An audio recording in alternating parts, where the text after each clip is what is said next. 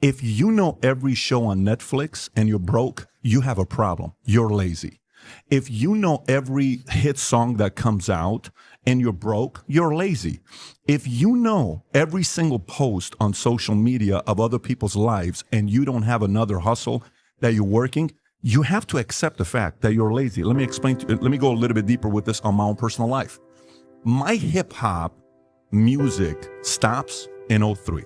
I'm being that serious with you. I swear to God. Mine stops in 03. Yeah. My nightlife stops in 03. My chasing of women the way I did stopped in 03. My desire to want to watch and consume every single sporting event that I never missed a Lakers game from the moment I came to the States. And when I joined the Army boot camp, obviously you can't watch TV. But then afterwards, I've never missed a Laker game from the age of being 12 years old coming to the States to the age of being 24 years old, 23 years old. Lakers was my religion. Sports stats was my religion. And I was broke. And my dad kept having heart attacks. And my dad worked at a 99-cent store on Manchester and Normandy while I'm working at Bally's 60 hours a week. I'm working at Bally's. I'm the top sales guy at Bally's because I wanted my dad to be done, but I couldn't make enough money. I was making $3,000 a month. But at the time when I was off, I wasn't working a side business. I was doing anything to entertain myself. Mm-hmm. We are fooling ourselves if we're going to sit there and just put all the responsibility on the people who have succeeded and not put any responsibility on the folks at the bottom that we're going to say, well, poor you, you're working so hard. But then how do you know so much about all these shows? I don't understand. I've never watched this Montana. What is this Montana show? What is this show? Ozarks. Yellowstone. I don't even know I don't know what Yellowstone is. I've never watched Breaking Bad. I've never watched Sopranos. I've never watched an episode of Sopranos. The only series I've ever watched from 03 till today is House of Cards season 1 because people kept telling me I gotta watch it. So as much as we want to sit there and say, oh my gosh, poor me, poor this, poor that, which I come from a family where half of them were communists and half of them were imperialists.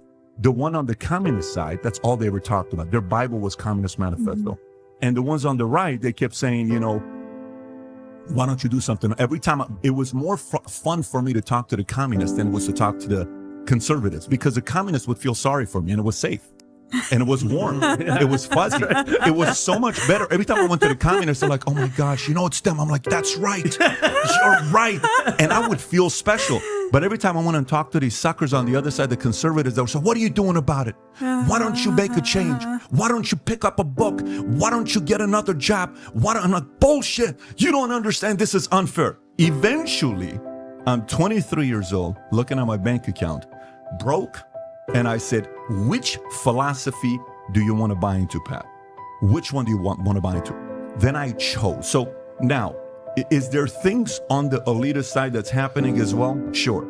But for us to fool ourselves thinking people don't have any options to make a change. Wait. But you skipped over the most important part. Okay, so you chose. So how did you get from Bally's to here? Like, walk me through that. I went in the military and I got some discipline for 2.5 years because I didn't have it. Thank you for your service. No, anytime. So I needed it. So I think many boys who are undecided, military is a good choice for them. I got out. When I got out, I worked at Bally's. While I'm working at Bally's, a guy named Robbie Solomon and my sister recommended me to read the book, How to Win Friends and Influence People. Mm-hmm. Keep in mind, I hate books. Till 21 years old, anybody who knows me from high school, they know I've never finished the book cover to cover. Mm-hmm. Never until 21.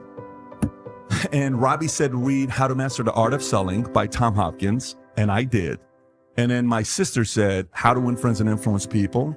It's a good book to read. I read those 2 books. When I read those 2 books, I sat there and I said, this information is in a book for $10? Holy shit. Mm-hmm. What other recommendation you got? Next one. Rich Dad, Poor Dad. Psycho-cybernetics. Power versus Force. And I kept reading. And I'm like, this information is insane. Then I started realizing I'm making way too many excuses. I'm blaming the world for my problems. I'm not taking any responsibility. Some of the mindsets that my mother's side gave me is right. Some of it isn't right. Some of the mindsets that my dad gave me is right. Some of it isn't right. I stopped questioning things. And I said, listen, if I want my life to change, I got to make a decision about it. My parents.